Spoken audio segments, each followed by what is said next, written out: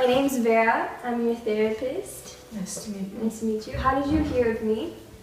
Well, the other day I was having lunch with Sergeant Locker and we were talking about the war. It came up very difficult and he saw that I was struggling still with the facts, so he recommended me to see you.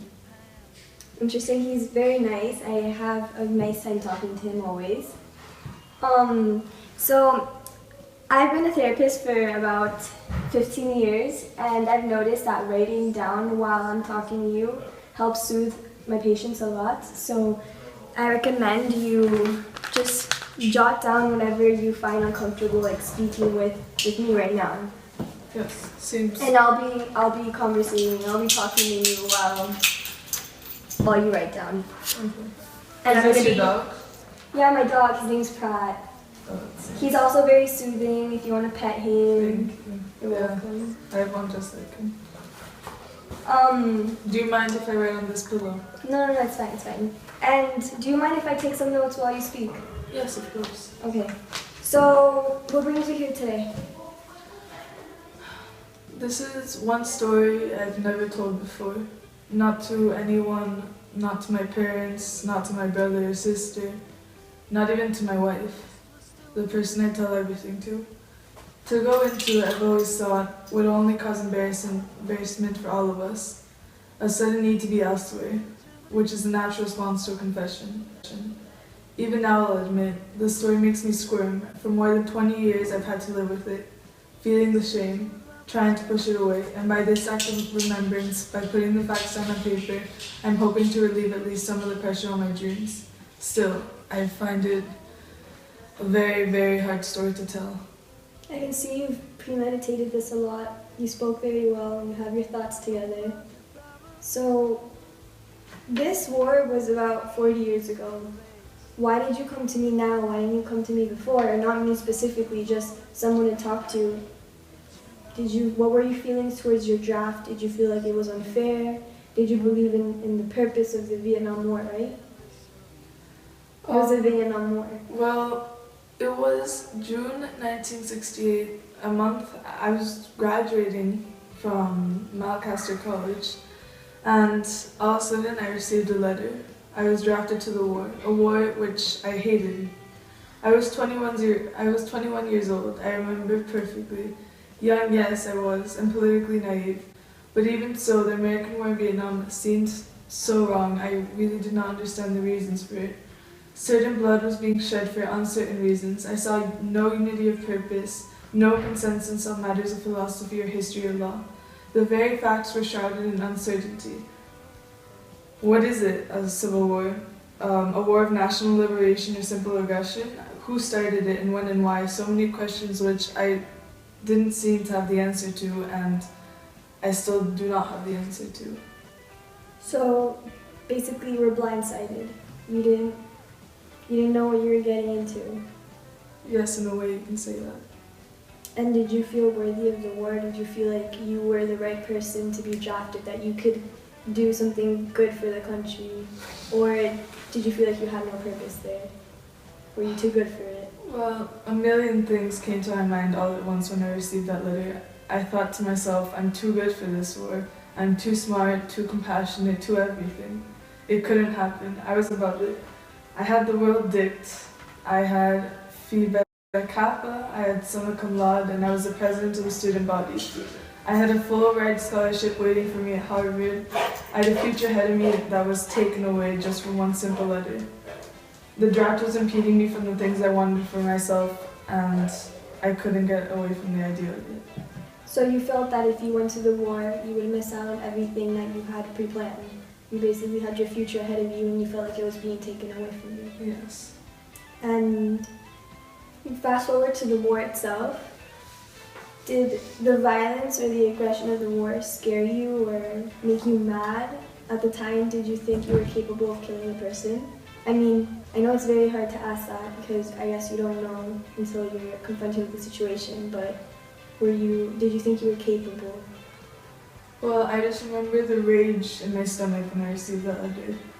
Later it burned down to sort of a smoldering self-pity, and then to a sort of numbness, which I can't explain. undescribable. The thing is, you can't fix your mistakes. That is what affected many soldiers psychologically.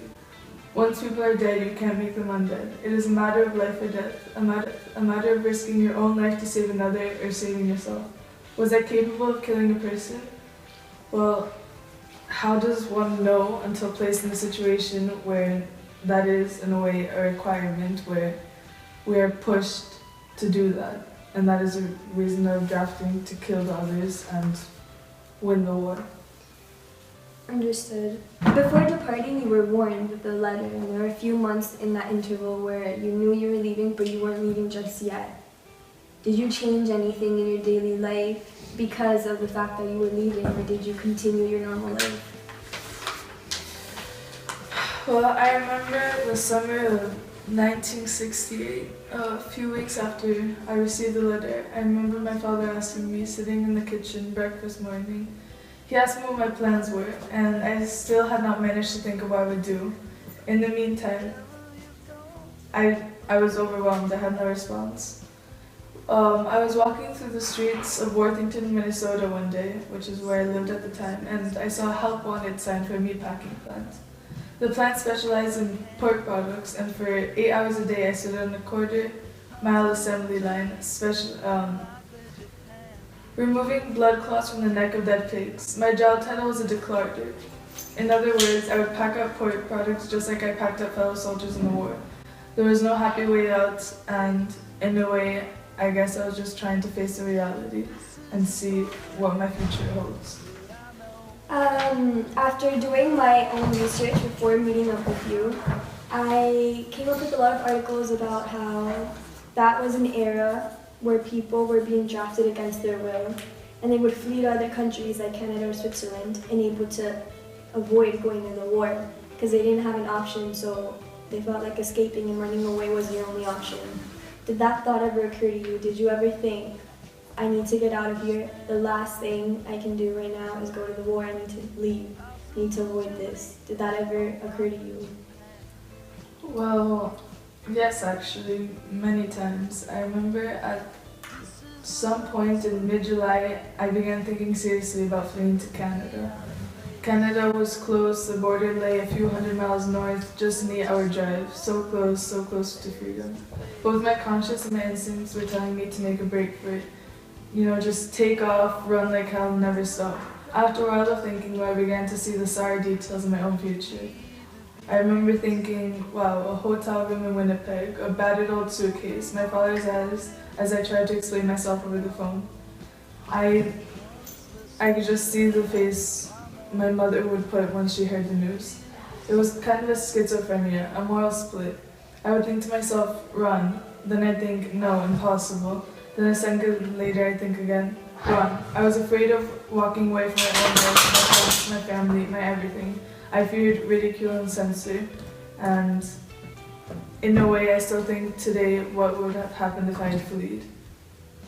I don't have much experience with veterans, but one thing I do know is that it could be a very good effective stress reliever, in a way, treatment, for you to write down what you're feeling as an escape, you know? Because talking to me may help, but I feel your own time with yourself, just write down, would help you a lot. And from years of experience, I think writing is an effective way to deal with harsh realities of the war. Because like your friend, Sergeant, I had him, and he started writing and said it helped him a lot. And I understand that what you went through will stay with you forever, but writing about it could help you cope with what you had to do and what happened 40 years ago.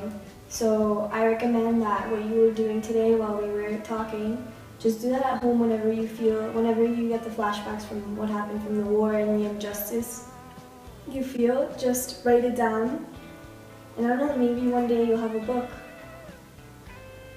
Yes, I carried a lot of journals throughout my travels in Vietnam, and just now I was writing to see the memories I had, and I began to draw the memories I remembered everyone carried. Thank you. Thank you for coming today. We should meet next week again. Thank you. Nice meeting you. Nice meeting you too.